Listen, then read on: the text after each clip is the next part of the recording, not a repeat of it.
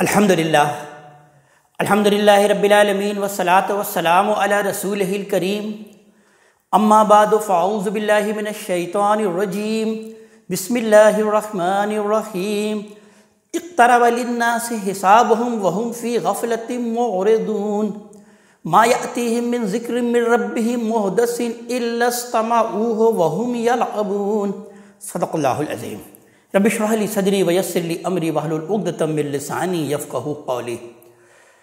اللہ تبارک تعالیٰ کے بابرکت نام سے آج سے ہم قرآن حکیم کی 17ویں سورت سورہ الانبیاء کے متعلق کا آغاز کر رہے ہیں۔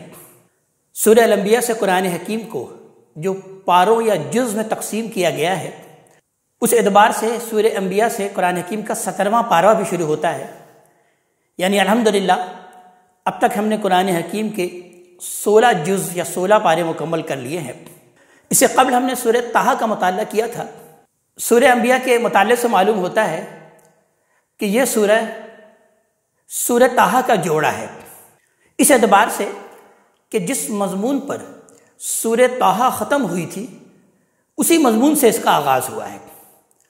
سورہ طٰہٰ کی آخری آیت میں ہم نے دیکھا تھا کہ کفار قریش کو یہ تنبیہ کی گئی تھی کہ کوئی نشانی عذابی دیکھنا چاہتے ہو تو انتظار کرو، قل کل متربص فتربصوا فستعلمون من اصحاب الصراط السوی ومن اہتدی۔ اے محمد صلی اللہ علیہ وسلم ان سے کہہ دیجئے کہ ہر ایک منتظر ہے، تو تم لوگ بھی انتظار کرو، پھر عنقریب جان لوگے کہ کون سیدھی راہ پر چلنے والا ہے اور کون برسر غلط ہے، اور کون منزل تک پہنچا اور کون راہ سے بھٹک گیا۔ تو اب یہ بیان کیا جا رہا ہے اس صورت میں کہ اس عذاب کے آنے میں اب زیادہ دیر نہیں ہے، لہذا اس صورت کا آغاز بغیر کسی نئی تمہید کے بین ہی اسی مضمون سے فرمایا کہ ان لوگوں یعنی قریش کے حساب کی گھڑی بالکل سر پر آ چکی ہے۔ اقترب للناس حسابهم وهم فی غفلۃ معرضون۔ لیکن معاملہ یہ ہے کہ یہ اپنی سرمستیوں میں کھوئے ہوئے ہیں، یہ پیغمبر کی تنبیہات کا مذاق اڑا رہے ہیں اور اللہ کی آیات کا بھی استہزاء کرتے ہیں۔ سابق سورت طٰہٰ میں حضرت موسیٰ علیہ السلام کی سرگزشت کا حوالہ ہمارے سامنے انتہائی تفصیل کے ساتھ آیا تھا، لیکن اس صورت میں ہم یہ دیکھیں گے کہ لاتعداد انبیاء اعظام کا حوالہ پیش کیا جائے گا اور ان کے واقعات کو اللہ تبارک تعالیٰ نے انتہائی واضح الفاظ میں بیان کیا۔ لہٰذا اس طریقے سے غلبہ حق اور فتح مکہ کی پیشن گوئی بھی کی گئی، جو در حقیقت کفار قریش کے لیے ایک آخری تنبیہ اور مسلمانوں کے لیے کشمکش حق و باطل کی اس شدید ترین دور میں ایک عظیم بشارت تھی۔ آئیے اب ہم مطالعے کا آغاز کرتے ہیں۔ بسم اللہ الرحمن الرحیم۔ ارشاد ہوتا ہے اقترب للناس حسابهم، لوگوں کے لیے ان کے حساب کا وقت قریب آ لگا ہے، یعنی مشرکین مکہ کے لیے جو نبی کریم صلی اللہ علیہ وآلہ وسلم کی طرف سے اتمام حجت کے بعد اب سنت الہی کے مطابق کسی وقت بھی عذاب سے دوچار ہو سکتے ہیں، اللہ تبارک تعالیٰ نے اس کا تذکرہ کیا کہ یہ ان کا وقت اب قریب آ لگا ہے۔ وَهُمْ فِي غَفْلَةٍ مُعْرِضُونَ، اور ان کا معاملہ یہ ہے کہ وہ غفلت میں پڑے ہوئے ہیں، اعراضی کیے چلے جا رہے ہیں۔ آیت میں اگر دیکھا جائے تو دو لفظ استعمال ہوئے، ایک غفلت اور دوسرا اعراض۔ غفلت یعنی زندگی کے اصل حقائق سے بے پرواہی، یہ بجائے خود بھی انسان کی شامت کی دلیل ہے اور ایک بہت بڑا جرم ہے، لیکن یہ جرم اس صورت میں بہت زیادہ سنگین ہو جاتا ہے جب کوئی اللہ کا بندہ جھنجھوڑنے اور جگانے کے لیے اپنا پورا زور صرف بھی کر رہا ہو، لیکن لوگ ایسے غفلت میں پڑے ہوئے ہیں کہ اس کو کوئی نصیحت بھی سننے کے لیے، اس اللہ کے بندے کی کوئی نصیحت سننے کے لیے کوئی شخص تیار نہیں ہو رہا۔ تو اس وجہ سے اللہ تبارک تعالیٰ نے اس میں یہ دو لفظ استعمال کیے، ایک غفلت اور ایک اعراض، کہ یہ غفلت میں پڑے ہوئے ہیں اور اعراض کیے چلے جا رہے ہیں۔ ما یاتیہم من ذکر من ربہم محدث، ان کے رب کی طرف سے جو تازہ یاد دہانی بھی ان کے پاس آتی ہے، الا استمعوہ وہم یلعبون، وہ اس کو سنتے ہیں تو کھیل میں لگے ہوتے ہیں۔ لاہیۃ قلوبہم، ان کے دل غافل ہیں۔ واسروا النجوى الذین ظلموا، اور وہ ظالم چپکے چپکے آپس میں سرگوشیاں کرتے ہیں، هل ھذا الا بشر مثلکم، کہ یہ شخص ہے ہی کیا، یعنی محمد صلی اللہ علیہ وآلہ وسلم کی طرف اشارہ کر کے کہتے ہیں کہ هل ھذا الا بشر مثلکم، کہ یہ شخص ہے ہی کیا، یہ تو تمہارے جیسا کا ایک بشر ہے، ایک انسان ہے۔ افتأتون السحر وانتم تبصرون، پھر کیا تم آنکھوں دیکھتے اس کے جادو میں پڑھ رہے ہو، اس کے جادو میں پڑھتے رہو گے اسی طرح؟ قال رب یعلم القول فی السماء والارض، اس پر رسول نے فرمایا صلی اللہ علیہ وسلم کہ یہ کیا سرگوشیاں کرتے ہو، میرا رب ہر اس بات کو جانتا ہے جو زمین و آسمان میں کی جائے، وَهُوَ السَّمِيعُ الْعَلِيمُ، اور وہ سمیع اور علیم ہے۔ یہی نہیں کہ صرف جادو کہتے ہیں، بلکہ بل قالوا اضغاث احلام، بلکہ انہوں نے یہ بھی کہا ہے کہ یہ پرگندہ خواب ہیں، یہ ایسی پریشان خواب ہیں۔ بل افطرا ہو، بلکہ یہ بھی کہ اس نے اپنی طرف سے اس قرآن کو گھڑ لیا ہے، افطرا کر لیا ہے۔ بل ہوا شاعر، بلکہ یہ بھی کہ یہ محض ایک شاعر ہے۔ فلیاتنا بآیۃ کما ارسل الاولون، تو اگر یہ واقعی پیغمبر ہیں تو ہمارے پاس اسی طرح کی کوئی نشانی لے آئیں جس طرح اگلے پیغمبر نشانیوں کے ساتھ بھیجے گئے تھے۔ ما آمنت قبلہم من قریۃ اہلکناھا، ہم نے جن بستیوں کو ہلاک کیا، اللہ تبارک تعالیٰ بیان فرما رہے ہیں کہ ان میں سے کوئی بھی ان سے پہلے اس طرح کی نشانی دیکھ کر ایمان نہیں لائے۔ افہم یؤمنون، کیا اب یہ ایمان لائیں گے ان نشانیوں کو دیکھ کر؟ پھر مزید یہ کہتے ہیں کہ یہ تو ہمارے ہی جیسا کہ انسان ہے، بشر ہے، ہمارے جیسا آدمی ہے۔ اللہ تبارک تعالیٰ اس کا جواب دے رہے ہیں کہ وما ارسلنا قبلک الا رجالا، آپ سے پہلے بھی ہم نے جس کو رسول بنا کر بھیجا آدمیوں ہی میں سے بھیجا، انسانوں ہی میں سے بھیجا، نوحی الیہم، جن کی طرف ہم وحی کرتے تھے۔ فاسألوا اہل الذکر ان کنتم لا تعلمون، سو یاد دہانی کرانے والوں سے پوچھ لو اگر تم نہیں جانتے ہو، یعنی یہ جو اہل ذکر ہیں جو یاد دہانی کراتے ہیں، یہ اہل کتاب ہیں، ان سے پوچھ لو اگر تم کو نہیں معلوم ہے۔ اہل مکہ کو خطاب کر کے اللہ تبارک تعالیٰ بیان فرما رہے ہیں۔ اور دیکھا جائے تو اس میں مخاطبین پر ایک نوعیت کی تعریض ہے، اعراض ہے، یعنی مطلب یہ ہے کہ ابراہیم و اسماعیل علیہ السلام کی اولاد ہونے کے باوجود تم نہیں جانتے۔ وما جعلناہم جسدا لا یاکلون الطعام، ہم نے ان رسولوں کو ایسے جسم نہیں بنائے تھے کہ وہ کھانا نہ کھاتے ہوں۔ وما کانوا خالدین، اور وہ دنیا میں ہمیشہ رہنے والے بھی نہیں ہیں۔ یہ در حقیقت ان باتوں کا جواب ہے جو وہ کہتے تھے کہ یہ تو اسی طرح سے کھاتے پیتے ہیں جیسے ہم کھاتے پیتے ہیں، تو پھر یہ رسول بھلا کس طرح سے ہو سکتے ہیں؟ ثم صدقناہم الوعد، پھر دیکھ لو کہ ان سے اپنا وعدہ ہم نے پورا کر دیا ہے، یعنی یہ وہ وعدہ کہ ان کے جھٹلانے والوں کو ہم لازماً ہلاک کر دیں گے اور انہیں اور ان کے ساتھیوں کو ہم نجات دیں گے۔ رسولوں سے متعلق یہ اصل میں سنت الہی ہے جس کا کہ تذکرہ ہم بار بار پڑھ چکے، تو یہاں بھی اللہ تعالیٰ اسی بات کو بیان فرما رہے ہیں کہ ثم صدقناہم الوعد، ہم نے ان سے اپنا وعدہ پورا کر دیا۔ فانجیناہم ومن نشاء، اور ان کو اور ان کے ساتھ جن کو ہم چاہتے تھے ہم نے نجات دے دی، بچا لیا انہیں۔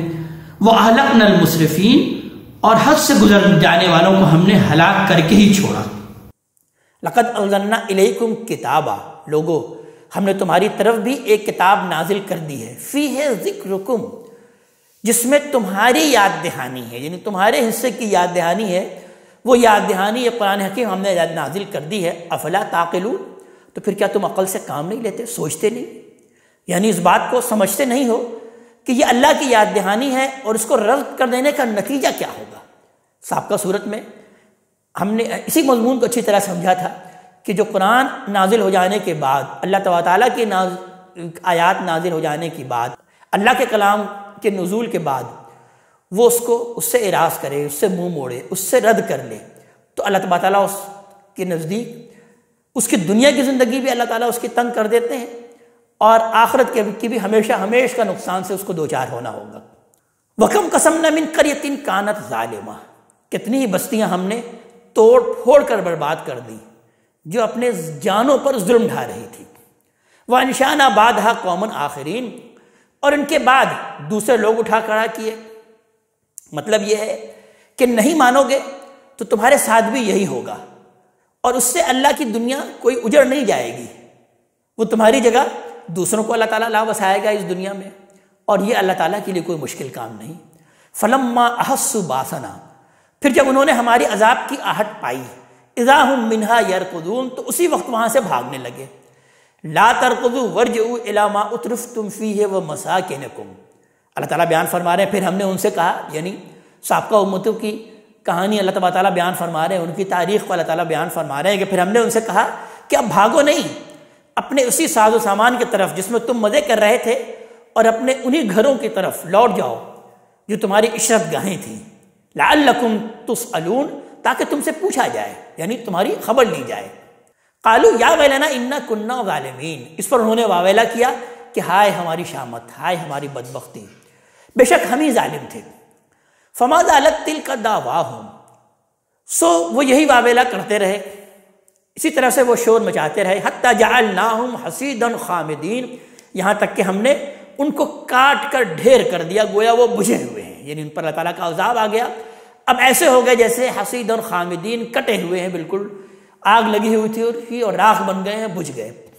وما خلقنا السماء والارض وما بینہما لاعبین، ہم نے زمین اور آسمان کو اور اس کو جو ان کے درمیان ہے کچھ کھیل تماشے کے طور پر نہیں بنایا ہے۔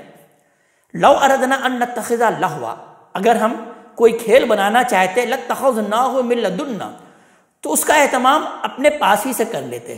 انا کننا فاعلین، اگر ہم کو یہی کرنا تھا، کھیل تماشا ہی کرنا تھا، تو یہ ہمارے لیے کوئی مشکل نہیں، ہم بنا سکتے تھے۔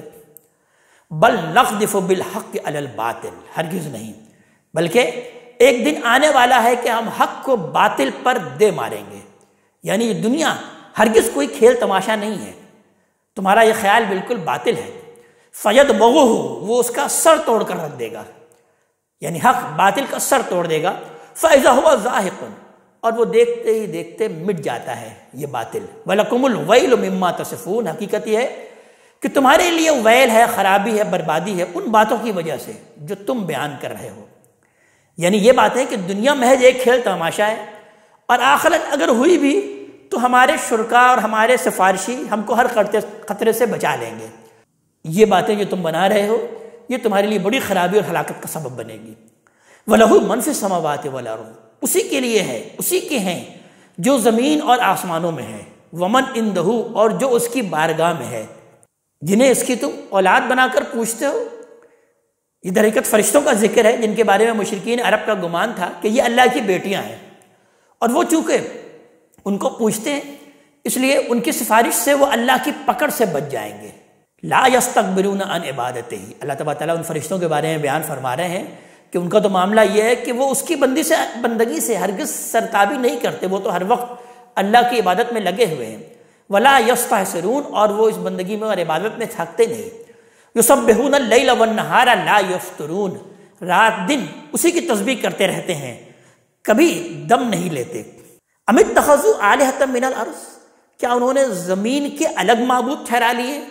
ہم ینشرون، کہ بے جان کو بخش کر وہ اٹھا کھڑا کرتے ہیں، یعنی یہ جو تمہارے زمین کے معبود ہے کیا یہ اسی طریقے سے جو ہے بے جان چیزوں کو زندہ کرتے ہیں جیسے اللہ تعالیٰ زندگی عطا کرتا ہے؟ لو کان فیہما آلہۃ الا اللہ، اگر زمین و آسمان میں اللہ کے سوا دوسرے معبود بھی ہوتے، لفسدتا، تو وہ دونوں دہم بہم ہو جاتے ہیں۔ فسبحان اللہ رب العرش عما یصفون، تو اللہ تبارک تعالیٰ جو عرش کا مالک ہے ان سب چیزوں سے پاک ہے جو یہ بیان کرتے ہیں۔ لا یسأل عما یفعل، وہ جو کچھ کرتا ہے اس کے لیے کسی کے آگے جواب دہ نہیں ہے، یعنی اللہ تبارک تعالیٰ جو بھی کرے وہ اللہ تعالیٰ کسی کے آگے کوئی جواب دہ نہیں ہے۔ وہم یسألون، اور جبکہ یہ سارے کے سارے لوگ، یہ جو فرشتے جن کو کہ یہ پوج رہے ہیں، یہ جو معبودان باطل ہیں جن کو کہ انہوں نے معبود بنا رکھا ہے، الوہیت میں شامل کر رکھا ہے، یہ سب کے سب اللہ کے حضور جواب دہ ہیں۔ اللہ تعالیٰ فرشتے بھی اللہ تعالیٰ کے حضور میں جواب دہ ہیں، جن کو بھی یہ اللہ تعالیٰ کے سوا پوچھتے ہیں، اللہ تعالیٰ کے سوا اپنا سفارشی سمجھتے ہیں، یہ سب اللہ تعالیٰ کے آگے جواب دہ ہیں۔ ام اتخذوا من دونہ آلہۃ، کیا انہوں نے اللہ کے سوا دوسرے معبود ٹھہرا دیے ہیں؟ قل ہاتوا برہانکم، ان سے کہو کہ اپنی دلیل پیش کرو، یعنی اس کی کوئی دلیل بھی ہے تمہارے پاس؟ ھذا ذکر من معی، یہ ان کی یاد دہانی موجود ہے جو میرے ساتھ ہے، یعنی یہ قرآن حکیم، اور وہ ذکر من قبلی، اور ان کی یاد دہانی جو مجھ سے پہلے ہوئے ہیں وہ ہیں، یعنی یہ قرآن بھی ہے اور اس سے پہلے بھی کتاب نازل ہو چکی ہے، ان سب میں ان کے اس شرک کے لیے، ان کے اس باطل خیال کے لیے کوئی دلیل ان کے پاس موجود ہے؟ ذرا ہے تو لے کر آئیں۔ نہیں، کسی کے پاس کوئی دلیل نہیں ہے۔ بل اکثرہم لا یعلمون، بلکہ ان میں سے زیادہ حق کو نہیں جانتے۔ فہم معرضون، اس لیے منہ موڑے ہوئے ہیں۔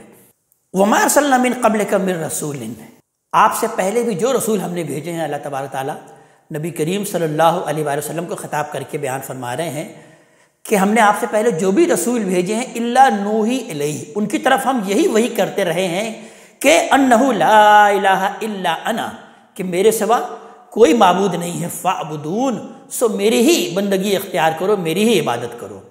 وقالوا اتخذ الرحمن ولدا، ان کا معاملہ یہ ہے کہ یہ کہتے ہیں کہ رحمان کی اولاد ہے، سبحانہ، وہ رحمان، وہ اللہ تبارک تعالیٰ اس تہمت سے پاک ہے، یعنی فرشتے جن کو یہ خدا کی بیٹیاں سمجھتے ہیں وہ اس کی اولاد نہیں ہے، بل عباد مکرمون، بلکہ مقرب بندے ہیں وہ فرشتے، لا یسبقونہ بالقول، وہ اس کے حضور کبھی بڑھ کر نہیں بولتے، وہم بامرہ یعملون، وہ اس کے حکم کی تعمیل کرتے ہیں، یعنی فرشتے خود اللہ تعالیٰ کے حکم کی تعمیل میں لگے ہوئے ہیں، ان کے یہ مجال نہیں ہے کہ وہ اللہ کے حضور بڑھ کر کچھ بولیں اور یا کسی کی سفارش کر سکیں۔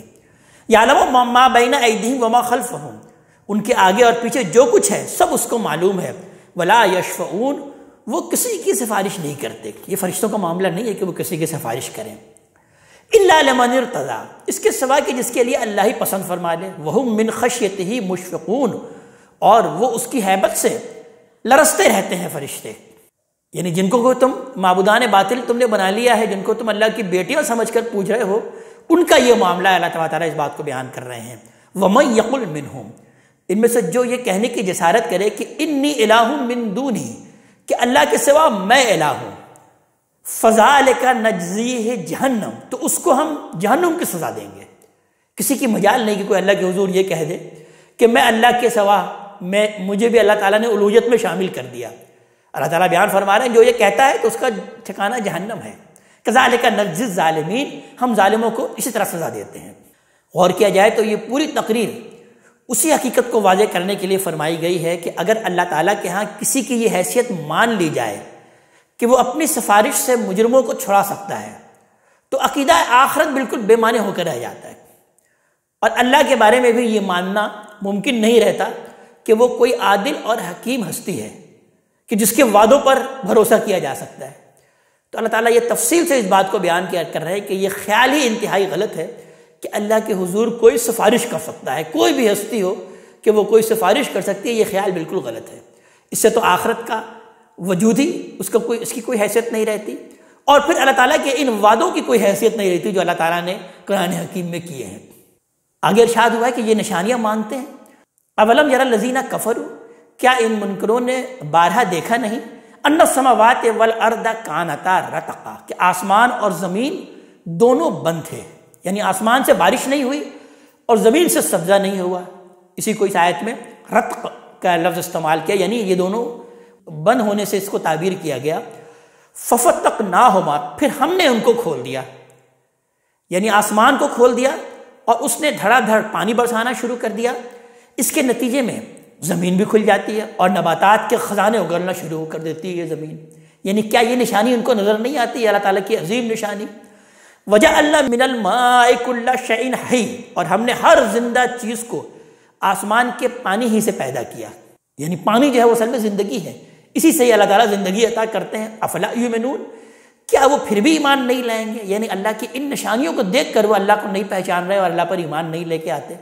وَجَعَلْنَا فِي الْأَرْضِ رَوَاسِيَ، مزید اللہ تعالیٰ بیان فرما رہے ہیں ہماری اور نشانی دیکھنا ہے تو دیکھو، اور ہم نے زمین میں پہاڑ جما دیے، ان تمید بہم، کہ وہ ان کو لے کر جھک نہ پڑے۔ وجعلنا فیہا فجاجا سبلا، اور ان پہاڑوں کے اندر راستے کے لیے درے بنا دیے، لعلہم یہتدون، تاکہ لوگ اپنے لیے راہ پالیں۔ وجعلنا السماء سقفا محفوظا، اور آسمان کو ہم نے ایک محفوظ چھت بنا دیا، یعنی آسمان گویا ایسا جیسے تمہارے لیے چھت۔ وہم عن آیاتہا معرضون، اور یہ لوگ ہیں کہ اس کی نشانیوں سے منہ پھیرے ہوئے ہیں۔ وَهُوَ الَّذِي خَلَقَ اللَّيْلَ وَالنَّهَارَ، حقیقت یہ ہے کہ وہی ہے جس نے رات اور دن بنائے، وَالشَّمْسَ وَالْقَمَرَ، اور سورج اور چاند کو پیدا کیا، كُلٌّ فِي فَلَكٍ يَسْبَحُونَ، ان میں سے ہر ایک اپنے ایک مدار میں گردش کر رہا ہے۔ آگے بیان ہو رہا ہے کہ یہ آپ کو اگر نہیں مانتے اس لیے کہ آپ بھی ایک دن اس دنیا سے چلے جائیں گے، اور یہی وجہ ہے کہ وہ آپ کو نہیں مان رہے، تو اللہ تعالیٰ اس کا جواب دے رہے ہیں کہ وَمَا جَعَلْنَا لِبَشَرٍ مِّن قَبْلِكَ الْخُلْدَ، آپ سے پہلے بھی اے پیغمبر صلی اللہ علیہ وآلہ وسلم ہم نے کسی انسان کو ہمیشہ کی زندگی نہیں عطا کی۔ افإن مت فهم الخالدون، تو کیا اگر آپ کا انتقال ہو جائے، آپ کو وفات دے دی جائے تو کیا یہ ہمیشہ رہنے والے ہیں؟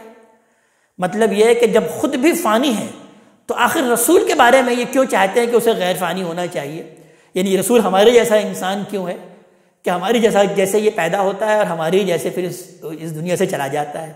اللہ تعالیٰ آگے بیان فرما رہے ہیں کل نفس ذائقۃ الموت، حقیقت یہ ہے کہ ہر جان کو موت کا مزہ چکھنا ہے، خواہ وہ رسول ہو تو اس کو بھی موت کا مزہ چکھنا ہے، اور یہ بھی اپنی حیثیت پہ نہ اترائے۔ اللہ تعالیٰ در حقیقت یہ بیان فرما رہے ہیں کہ ان کو بھی اترانے کی ضرورت نہیں ہے، ان کو بھی ایک وقت آئے گا کہ ان کو بھی اس موت کے مزہ کو چکھنا ہوگا۔ وَنَبْلُوكُمْ بِالشَّرِّ وَالْخَيْرِ فِتْنَةً، ہم اچھے اور برے حالات میں تم لوگوں کو آزما رہے ہیں پرکھنے کے لیے۔ وَإِلَيْنَا تُرْجَعُونَ، اور ایک دن تم سب ہماری ہی طرف لوٹائے جاؤ گے۔ وَإِذَا رَأَكَ الَّذِينَ كَفَرُوا، یہ منکرین جب آپ کو دیکھتے ہیں، يَتَّخِذُونَكَ إِلَّا هُزُوًا، تو اس کے سوا کچھ نہیں کرتے کہ آپ کو مذاق بنا لیتے ہیں۔ أَهَذَا الَّذِي يَذْكُرُ آلِهَتَكُمْ، کہتے ہیں اچھا یہی ہے جو تمہارے معبودوں کا ذکر کرتا ہے۔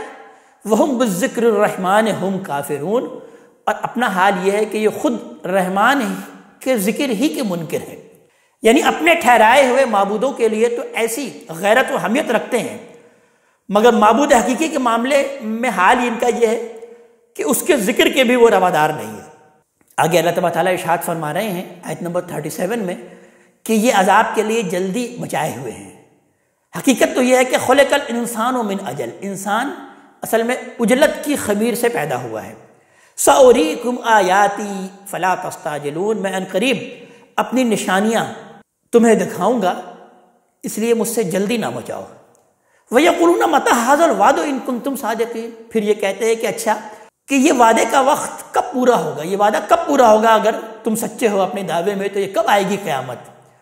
لَوْ يَعْلَمُ الَّذِينَ كَفَرُوا حِينَ لَا يَكُفُّونَ عَنْ وُجُوهِهِمُ النَّارِ، اے کاش ان منکروں کو اس وقت کی خبر ہوتی جب یہ دوزخ کی آگ کو نہ اپنے چہروں سے ہٹا سکیں گے، ولا عن ظہورہم، اور نہ اپنے پیٹھوں سے ہٹا سکیں گے، ولا ہم ینصرون، اور نہ ہی ان کو کہیں سے مدد پہنچے گی۔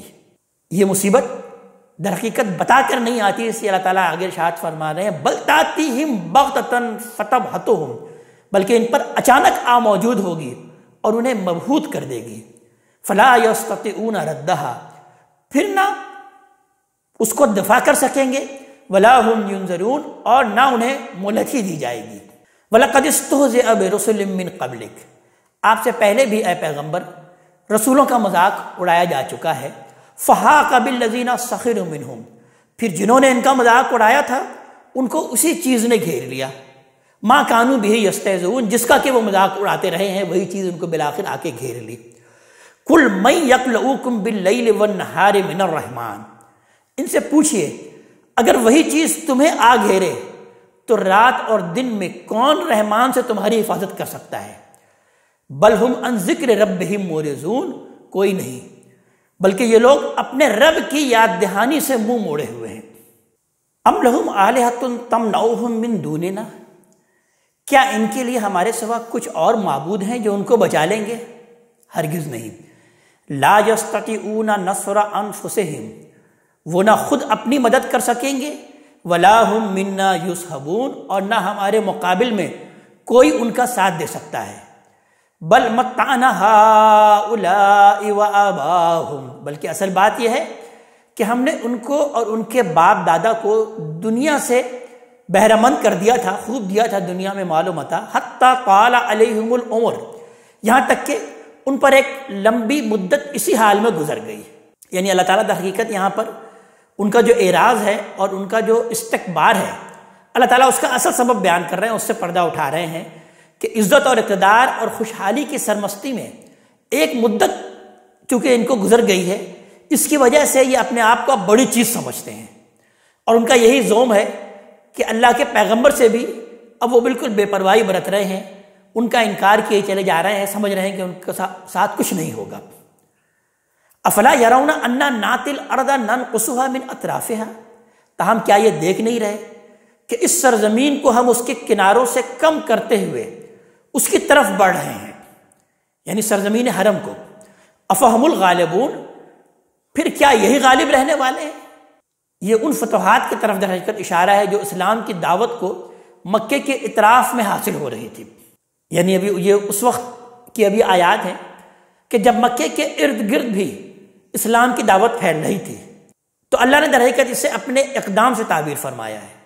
یعنی اس کا اصل مدعا یہ ہے کہ اگر کوئی نشانی دیکھنا چاہتے ہیں تو اس نشانی کو کیوں نہیں دیکھتے کہ جو ان کی آنکھوں کے سامنے نمودار ہو رہی ہے، کہ ہماری دعوت کے آثار گرد و پیش کے قبائل میں پھیلتے چلے جا رہے ہیں، ان کا اب دائرہ، اب ان لوگوں کا دائرہ تنگ ہوتا جا رہا ہے، اور صاف نظر آ رہا ہے کہ ان کا یہ شہر بھی ایک دن اس دعوت کی یلغار سے اسی طرح مفتوح ہو جائے گا۔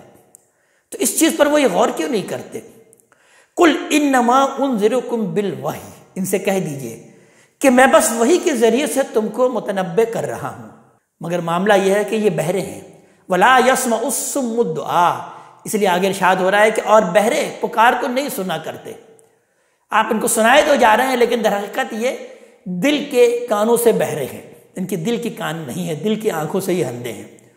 بہرے تو پکار کو نہیں سن سکتے، ان کو کس طرح سے آپ سنا سکتے ہیں؟ اذا ما ینذرون، جب انہیں خبردار کیا جائے تو یہ بھلے پکار کو کیسے سن سکتے ہیں؟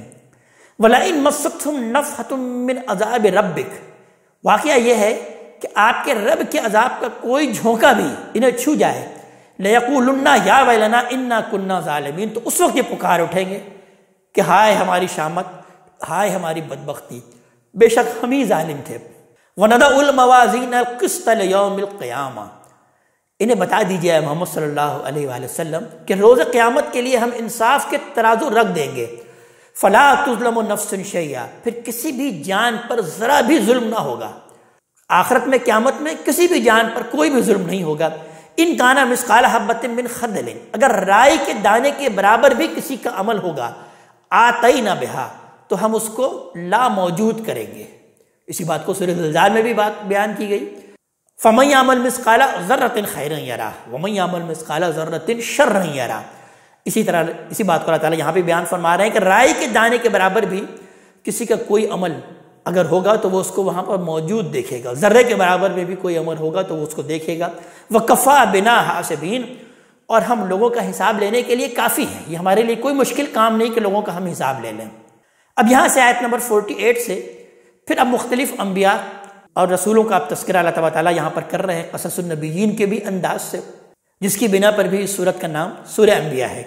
سب سے پہلے حضرت موسیٰ علیہ السلام کا تذکرہ کیا گیا لیکن چند آیات میں۔ اس کی وجہ یہ ہے کہ سابقہ سورہ طٰہٰ میں موسیٰ علیہ السلام کا تذکرہ انتہائی تفصیل سے آ چکا ہے، تو چند آیت میں اللہ تعالیٰ نے موسیٰ علیہ السلام کا تذکرہ اس طرح سے کیا کہ وَلَقَدْ آتَيْنَا مُوسَىٰ وَهَارُونَ الْفُرْقَانَ وَضِيَاءً وَذِكْرًا لِلْمُتَّقِينَ، ہم نے موسیٰ اور ہارون کو فرقان اور متقین کے لیے ایک روشنی اور یاد دہانی عطا فرمائی تھی۔